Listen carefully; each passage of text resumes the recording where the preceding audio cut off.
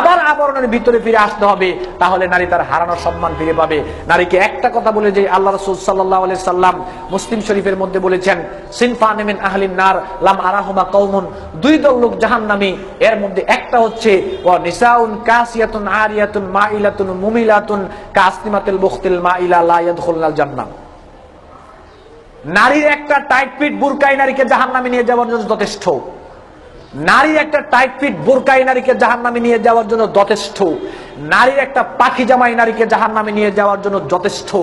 নারীর একটা পাতলা কাপড়ের জামাই তাকে জাহান্নামে নিয়ে যাওয়ার জন্য যথেষ্ট, যদি সেটা পরে বাহিরে বের হয়। আল্লাহ রাসূল বলেছেন, ওই দল জাহান্নামী যেই নারী কাপড় পরার পরেও শরীরের অবয়ব বোঝা যায়, যেই নারী কাপড় পরার পরেও শরীরের ভিতর অংশ দেখা যায়, ওই নারীর চুল উঁচু কুচু থাকে, আল্লাহ রাসূল বলেছেন ওই নারী জান্নাতে যাবে না। ওয়ালা ইয়াজিদনা রিহাহা ওয়া ইন্না রিহাহা লা ইউজাদু মিন মাসিরাতিন কাযা ওয়া কাযা। ওই নারী জান্নাতে যাবে না তো যাবেই না, এমন কি নারী জান্নাতের ঘ্রাণও পাবে না, অথচ অনেক দূর থেকে জান্নাতের ঘ্রাণ পাওয়া যায়।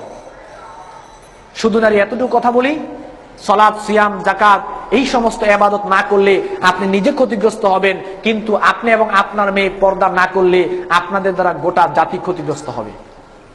যতগুলো পুরুষ আপনার বেপরদার কারণে গুনাহ করবে, তার সমান সমান গুনাহ আল্লাহ রাব্বুল আলামিন আপনার আমলনামায় লিখে দিবেন। হাদিস বুখারী মুসলিমের, ওয়া মানিত্তাদা বিদআতান দালালাতান লা ইয়ারদাহাল্লাহু কানা আলাইহি মিনাল ইসমি লা ইয়ানকুসু যালিক মিন আসামিম শাইআ।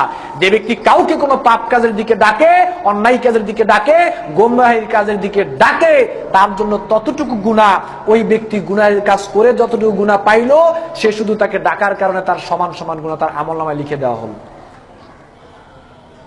সুতরাং নারীদেরকে বিশেষভাবে অনুরোধ করছি, আসুন আমরা সবাই আবার পর্দার আবরণে ফিরে আসি। পর্দার ভিতরে